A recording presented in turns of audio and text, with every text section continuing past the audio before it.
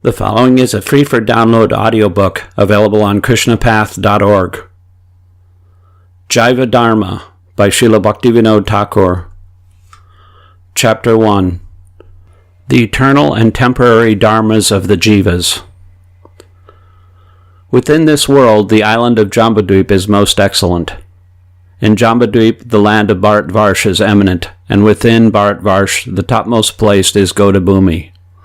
Within Godabhumi, the 9-island region of Sri Navadvip Mandala is most distinguished, and in one area of Sri Navadvip Mandala, on the eastern bank of the Bhagirathi River, a beautiful settlement named Sri Godurma is eternally situated. In ancient times, many stalwart practitioners of bhajan lived in the various places of Sri Godurma. It was here that Sri Surabhi, a cow of divine origin, previously worshipped the Supreme Lord, Bhagavan Sri Gaurachandra, in her own kunja, a grove shaded with fragrant flowering creepers. At a little distance from this kunja is Pradyumna Kunj. Here, Sri Premadas Paramahamsa Babaji, a Siksha disciple of Pradyumna Brahmachari, the best among the associates of Sri Gaurachandra, now lived in a kutir, hut covered with vines and dense foliage, and spent his time constantly immersed in the divine rapture of bhajan. Sri Premdas Babaji was a refined scholar, and was fully conversant with all the conclusions of the Shastras. He had taken shelter in the forest of Sri Godurma with single-minded conviction, knowing it to be non-different in essence from Sri Nandagram. As a daily routine, Babaji Maharaj chanted 200,000 holy names and offered hundreds of obeisances to all the Vaishnavas. He maintained his existence by accepting alms from the houses of the cowherd men. Whenever he found a spare moment from these activities, he spent his time not in idle gossip, but in reading the book Prema Vivarta by Sri Jagadananda, a confidential associate of Sri Gaurasundar. At such times, neighboring Vaishnavas gathered and listened with great devotion as Babaji read with tear-filled eyes. And why would they not come to hear? This divine treatise, Prema Vivarta, is filled with all the conclusions of rasa, the condensed liquid essence of integrated transcendental emotions.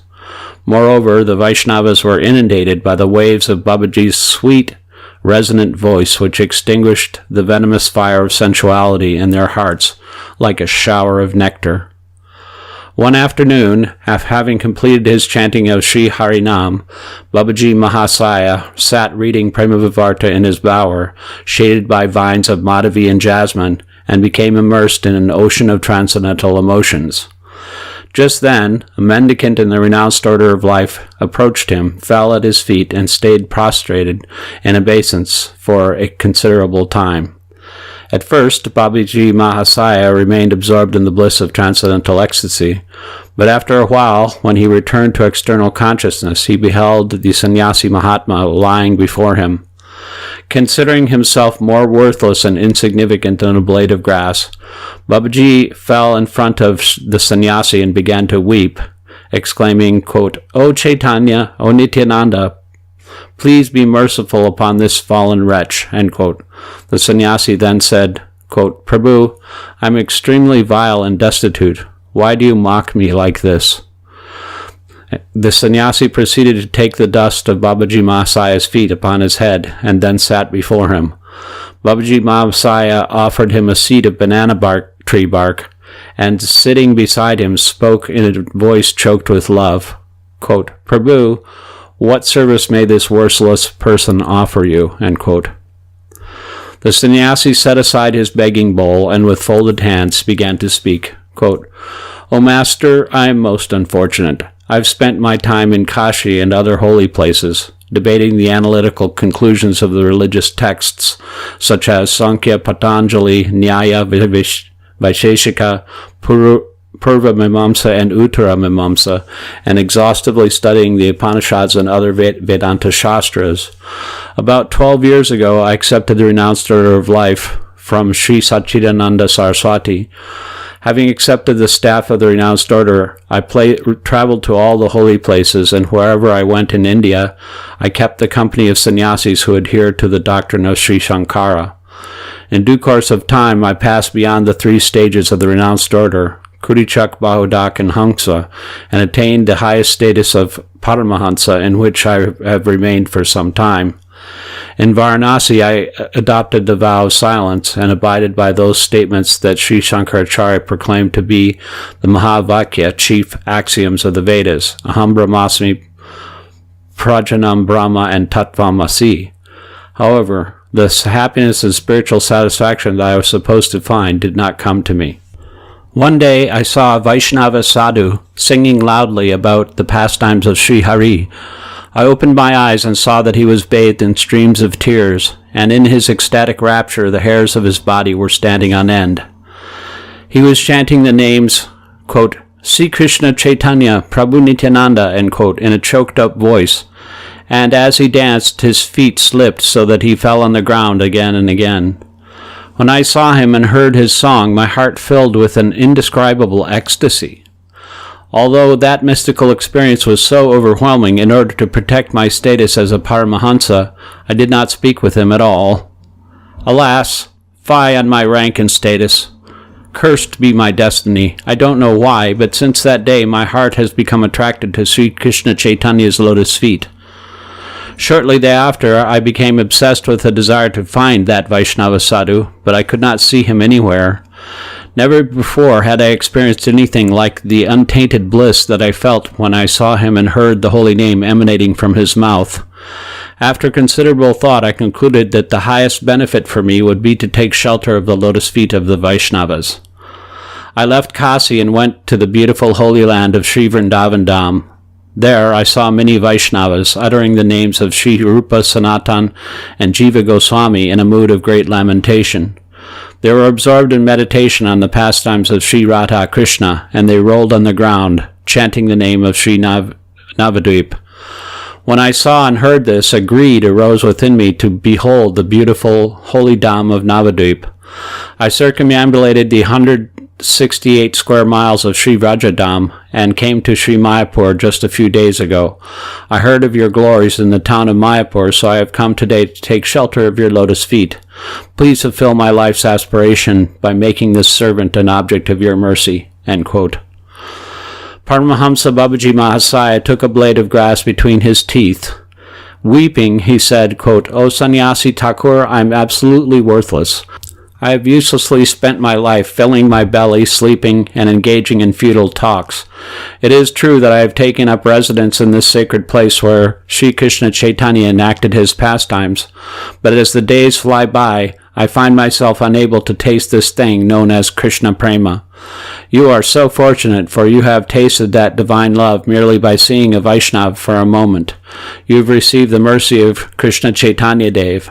I will be very grateful if you would kindly remember this fallen wretch for a moment while you are tasting that prem. Then my life will become successful." End quote. Saying this, Babaji embraced the sannyasi and bathed him with his tears. When Sannyasi Mahasaya thus touched the limbs of the Vaishnava, he experienced unprecedented bliss within his heart. He began to dance as he wept, and as he danced he began to sing, "Jaya Sri Krishna Chaitanya Prabhu Nityananda, Jaya Premadas Guru Jaya Bhajanananda." All glories to Sri Krishna Chaitanya and Prabhu Nityananda. All glories to my divine master Premadas and to the bliss of Bhajan. Premadas Babaji and Sannyasi Maharaj danced and performed kirtan for a long time. When they stopped, they spoke together on many topics. Finally, Premadas Babaji said very humbly, quote, "O Mahatma, kindly stay here in Pradumna Kunj for a few days, just to purify me." End quote. The sannyasi said, quote, "I have offered my body at your lotus feet. Why do you speak of a few days only? My anxious prayer is that I may serve you until I give up this body." End quote. Sannyasi Thakur was an erudite scholar of all the Shastras. He knew very well that if one stays in the residence of the Guru, one will naturally receive the Guru's instructions, so he took up residence in that grove with great delight. After a few days, Paramahansa Babaji said to the elevated sannyasi, quote, "O Mahatma, Sri Pradumna Brahmachari has mercifully given me shelter at his lotus feet. At present he lives in the village of Sri Devapali on the outskirts of Sri Navadvip Mandala, where he is absorbed in the worship of Sri Nrsingadev. Today, after collecting alms, let us go there and take darshan of his lotus feet." End quote. Sannyasi Thakur replied, quote, "I will follow whatever instructions you give me." End quote. After 2 o'clock, they crossed the Alakananda River and arrived in Sri Devapalli. They then crossed the Suratila River and took darshan of the lotus feet of Sri Chaitanya Mahaprabhu's associate, Sri Pradyumna Brahmachari, who was in the temple of Sri Nrsingadev. From afar, Paramahamsa Babaji fell to the ground and offered prostrated obeisances to his guru. Pradyumna Brahmachari then came out of the temple, his heart melting with affection for his disciple. Lifting Paramahamsa Babaji in both hands and embracing him very lovingly, he inquired about his welfare. After they had discussed topics concerning bhajan for some time, Paramahamsa Babaji introduced Sannyasi Thakur to his guru. Brahmachari Thakur said with great respect, quote, "My dear brother, you have obtained a most qualified guru. You should study the book Prema Vivarta under Premadasa's direction. Kiba Vipar Kiba Nyasi Sudra Kenanai Jai Krishna Tattva Veda Se Guru Hai." Whether one is a Brahmana, a sannyasi, or a Sudra, if he is fully conversant with all the truths regarding transcendental knowledge of Sri Krishna, he can become a guru. Chaitanya Charitamrita Madhya 8:128. Sannyasi Thakur humbly offered obeisances at the lotus feet of his Paramaguru and said, quote, "Prabhu, you are an associate of Sri Chaitanya Dev, and you can purify hundreds of arrogant sannyasis like me, just like by your merciful glance. Please bestow your mercy upon me." End quote. Sannyasi Thakur had no previous experience of the reciprocal behavior between Vaishnavas. However, he accepted the mutual dealings that he has observed between his guru and Paramaguru as the Sat Achara, proper etiquette, that he himself should follow, and from that day on he behaved accordingly toward his own guru, without a trace of duplicity. When the evening arti was over, the guru and Sisya returned to Sri Godurma. A few days after residing in the Kunja, Sannyasi Thakur became anxious to inquire about spiritual truths from Paramahamsa Babaji. By this time, the sannyasi had adopted all the ways of a Vaishnava except for his outer dress. During his previous training, Sannyasi Thakur had developed qualities such as control over his mind and senses, and had become firmly established in the conception of the non-dual, all-pervading absolute, Brahmanishta. In addition, he had now acquired staunch faith in the transcendental pastimes of Paramahamsa Sri Krishna and had become deeply humble. One morning, after performing ablutions at the break of dawn, Paramahamsa Babaji sat in the Badavi grove, chanting Harinam on his Tulsi Mala. At that time, Shri Radha and Krishna Yugala's Nisanta Lila, their pastimes just prior to dawn, gradually manifested within his heart. Because this was the time that Shri Radha and Krishna part from each other's company, leaving the Kunja to return to their respective homes, Paramahamsa Babaji felt great pangs of separation, and tears of love streamed continuously from his eyes. While absorbed in meditation on this pastime, he was internally engaged in service appropriate for that period of the day in his perfected spiritual form. Thus, he had lost all awareness of his physical body. Sannyasi Thakur was captivated by Babaji's state and sat beside him, observing his sattvika bhavas, transcendental symptoms of ecstasy. Suddenly, Paramahamsa Babaji said to him, quote, "O Saki, silence Kahati, Shrimati Radharani's monkey, at once, otherwise she will rouse Radha Govinda from their sleep of divine pleasure. Then Lalita Shaki will become distressed and will rebuke me. Look there, Ananga Manjari is signaling for you to do this. You are Ramana Manjari, and this is your designated service. Be attentive in this regard." End quote. After uttering these words, Paramahamsa Babaji fell unconscious. From that moment, Sannyasi Maharaj, now acquainted with his spiritual identity and service, engaged himself accordingly. Thus, the day dawned and the morning light spread its luster in the east. The birds began chirping melodiously in every direction, and a gentle breeze blew. The extraordinary beauty of the Madhavi Grove of Pradyumna Kunja, illuminated by the crimson rays of the rising sun, was beyond description. Paramhansa Babaji was seated on a cushion of banana bark. As he gradually regained external consciousness, he began to chant Sri Nam on his beads. Sannyasi Thakur then offered prostrated obeisances at Babaji's feet, sat next to him, and with folded hands spoke with great humility, quote, "Prabhu, O Master, this destitute soul wishes to submit a question before you. Kindly reply and pacify my anguished heart. May you be pleased to infuse Vrajaras into my heart, which has been scorched by the fire of Brahmagyan, knowledge aimed at the impersonal absolute, devoid of form, qualities, and activities." End quote. Babaji replied, quote, "You are a fit candidate. Whatever questions you ask, I will answer as far as I am able." End quote. Sannyasi Thakur said, quote, "Prabhu, for a long time I have heard of the preeminence of Dharma. On numerous occasions I have asked the question, quote, what is Dharma, end quote, to so many people. It is a cause of distress to me that the answers those people have given contradict each other. So please tell me, what is the true constitutional Dharma of the Jivas, and why do different teachers explain the nature of Dharma in such diverse ways?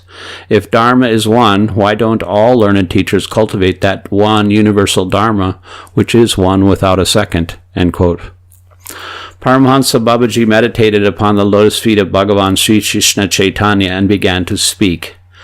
Quote, "O most fortunate one, I shall describe to you the principles of Dharma as far as my knowledge allows. An object is called a vatsu, and its eternal nature is known as its nitya dharma. Nature arises from the elementary structure of an object, gatuna. By Krishna's desire, when an object is formed, a particular nature is inherent in that structure as an eternal concomitant factor. This nature is the nitya dharma of the object. The nature of a given object becomes altered or distorted when a change takes place within it, either by force or circumstance, or due to contact with other objects. With the passage of time, this distorted nature becomes fixed and appears to be permanent, as if it were the eternal nature of that object. This distorted nature is not the svabhava, true nature. It is called nisarga, that nature which is acquired through long-term association. This nisarga occupies the place of the factual nature and becomes identified as the svabhava.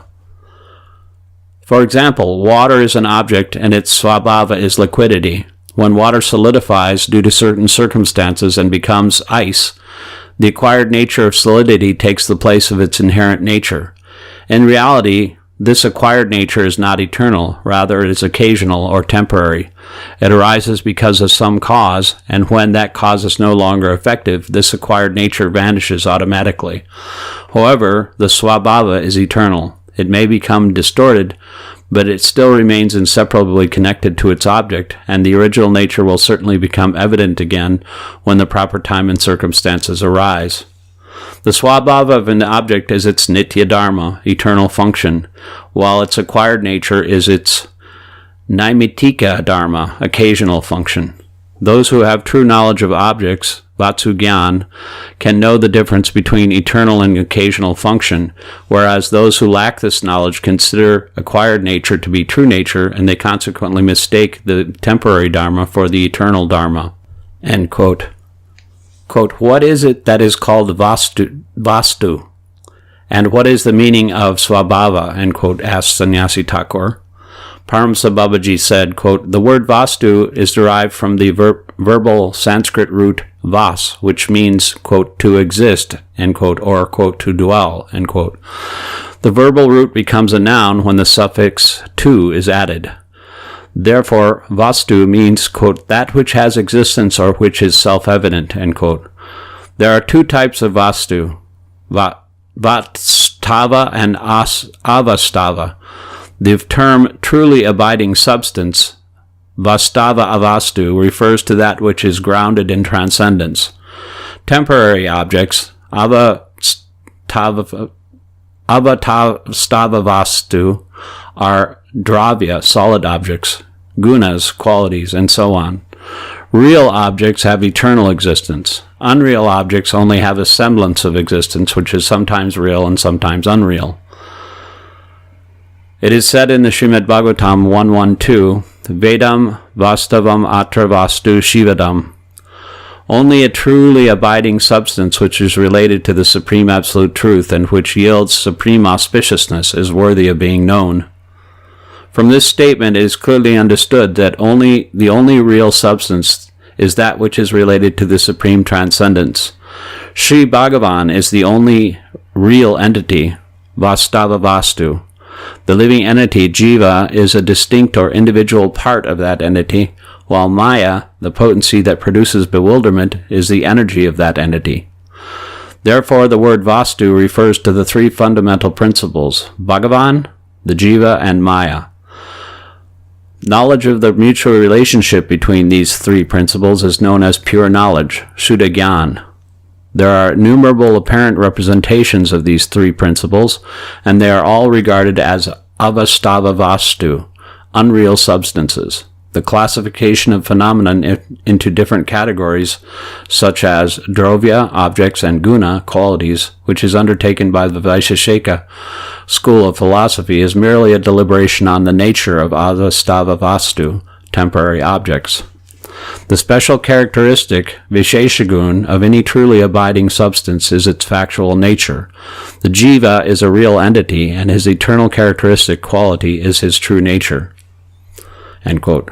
Sannyasi Maharaj said, quote, Prabhu, I want to understand this topic very clearly. End quote. Babaji Mahasaya replied, quote, Srila Krishnadas Kaviraj Goswami, who was an object of the mercy of Sri Nityananda Prabhu, showed me a manuscript that he had written with his own hand. Sriman Mahaprabhu has instructed us on this subject in the book named Sri Chaitanya Charitamrita Madhya 2108 as follows. Jivara Surupai Krishnara Nityadas Krishnara Tastasta Shakti Beda Beda Prakash. The constitutional nature of the Jiva is to be an eternal servant of Sri Krishna. He is the marginal potency of Krishna and is a manifestation simultaneously one with him and different from him. Krishna Buli Si Jaiva Anadi Bahir Mukha Ataiva Mai Tare Seya Samsara Dukkha. Chaitanya Charitamrita Madhya 2117. The Jiva who has forgotten Krishna has been preoccupied with the external potency since time without beginning. Consequently, Krishna's illusory potency, Maya, gives him misery in the form of material existence. Krishna is the complete transcendental substance, Chit Vastu. He is often compared to the sun of the spiritual realm, and the Jivas are compared to the sun's atomic particles of light. Jivas are innumerable. When it is said that they are individual parts of Krishna, it does not mean that they are like the pieces of stone that form a mountain. Although innumerable Jiva portions emanate from Sri Krishna, he is not diminished by this in the slightest. For this reason, the Vedas have compared the Jivas in one respect to sparks emanating from a fire. In reality, no adequate comparison can be made. No comparison, whether to sparks of a blazing fire, atomic particles within the rays of the sun, or gold produced from powerful mystic jewels, is completely appropriate. The true nature of the Jiva is easily revealed in the heart, but only when the mundane conception of these comparisons is given up. Krishna is infinite spiritual substance, Brihat Chit Vastu, whereas the Jivas are infinitesimal spiritual substance, Anu Chit Vastu. The oneness of Krishna and the Jivas lies in their spiritual nature, Chit Dharma, but they are undoubtedly different as well because their natures are complete and incomplete respectively. Krishna is the eternal Lord of the Jivas, and the Jivas are Krishna's eternal servants. This interrelationship is natural. Krishna is the attractor, and the Jivas are attracted. Krishna is the supreme ruler, and the Jivas are ruled. Krishna is the observer, and the Jivas are observed. Krishna is the complete whole, and the Jivas are poor and insignificant. Krishna is the possessor of all potency, and the Jivas are devoid of potency. Therefore, the eternal Svabhava or Dharma of the Jiva is Krishna Dasya, eternal servants and obedience to Krishna. Krishna is endowed with unlimited potencies. His complete potency, Purna Shakti, is perceived in the manifestation of the spiritual world, Chit Jagat. Similarly, his Tatastha Shakti, or marginal potency, is observed in the manifestation of the Jivas. A special potency acts in assembling of the finite world, Apurna Jagat, and this potency is known as Tatastha Shakti.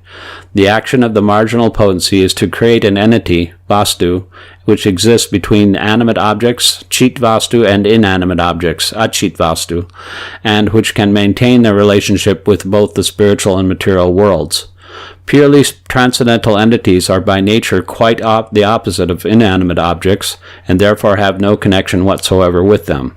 Although the jiva is an animate spiritual particle, he is capable of a relationship with the inanimate matter due to the influence of Isi Shakti, the divine potency which is known as Tatastha Shakti.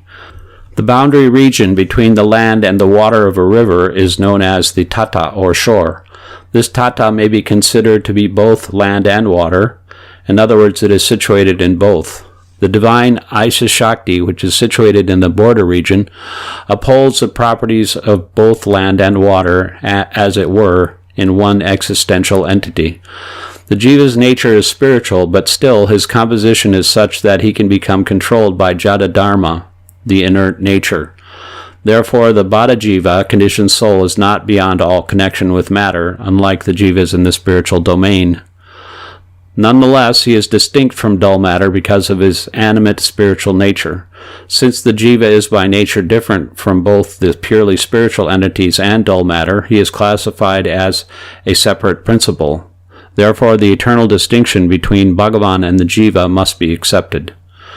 Bhagavan is the supreme ruler of Maya, his external potency which creates bewilderment, which is under his full control. The jiva, on the other hand, may under certain circumstances be controlled by Maya, for he is subject to its influence. Hence, these three principles, Bhagavan, the jiva, and Maya, are real, paramitika, satya, and eternal. Of these three, Bhagavan is the supreme eternal principle and is the foundation of the other principles. The following statement of the Srikata Upanishad 2.2.13 confirms this. Nityo nityanam chaitanas chaitananam. He is the supreme eternal amongst all eternals, and the fundamental sentient being among all sentient beings. The jiva is by nature both an eternal servant of Krishna and a representation of his marginal potency. This demonstrates that the jiva is distinct from Bhagavan, yet at the same time is not separate from him.